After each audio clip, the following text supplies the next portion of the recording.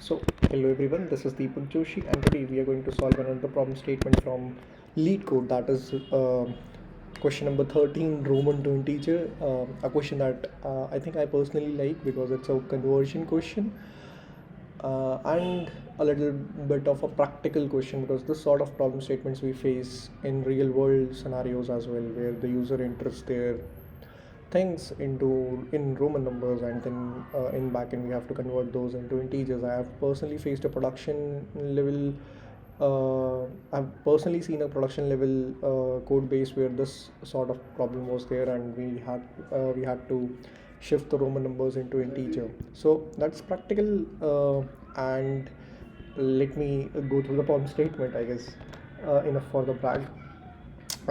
We have the symbols, we need to convert them to values, simple, and we have given some symbols. I completely forgot that m is 1000, but then I remembered after seeing this particular problem statement. It says that we need to do the conversion directly.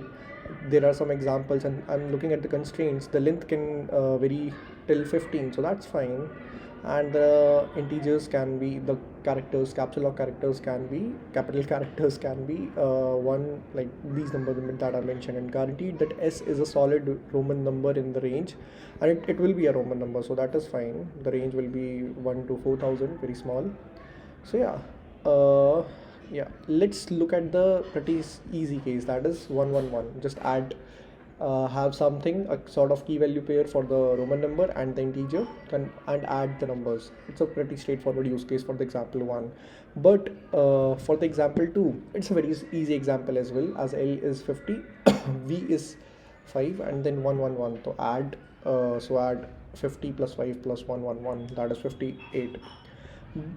Here it's a very pretty complex use case, I would say, because n is 1000, then comes c, that is 900, and then comes again m, that is 1000 again.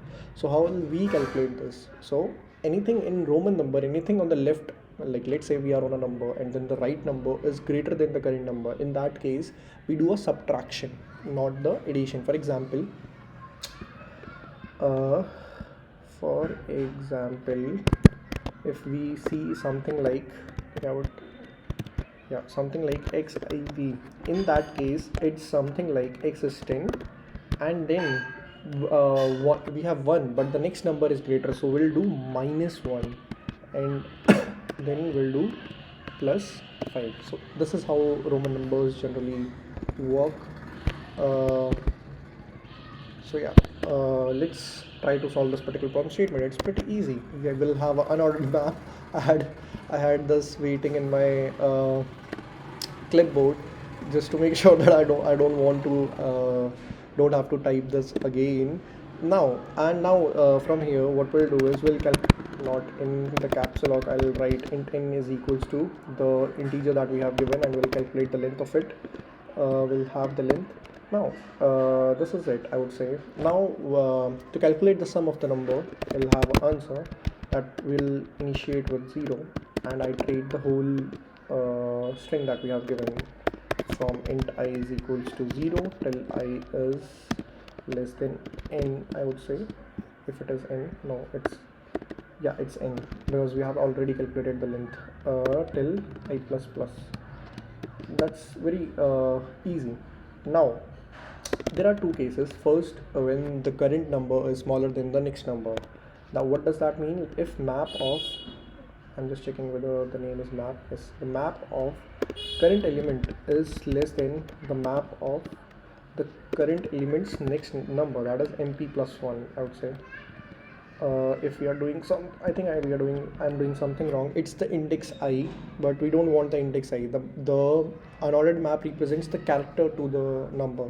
So what I'll have to do is s of I. I is the index in the string, and then the string at index I will give me the character, and then map will give me the mathematical value. And I can do the similar thing for it, I would say. And s of I plus 1. I think if that helps, this will be helpful. Then we'll subtract this from the answer. That will be a map of string minus I, because that's the number that we need to subtract in that case. Else what we'll do is we'll just simply add it to the map, add it to the answer, that is s of I.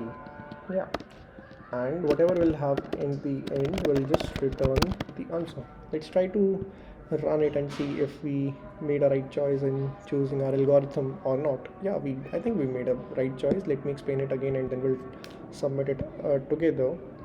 We have an unordered map, and then we calculated the length of the string, and then we started with the answer 0, and then we started iterating the string that we have from the 0 to the end of the string, right? And then we have this if condition. If the next number from the current index is greater than the current index, then what we need to do is we need to subtract it from the answer, so which we are doing already, and then we are in the next case we are adding the things. So yeah, let's submit it and see what happens.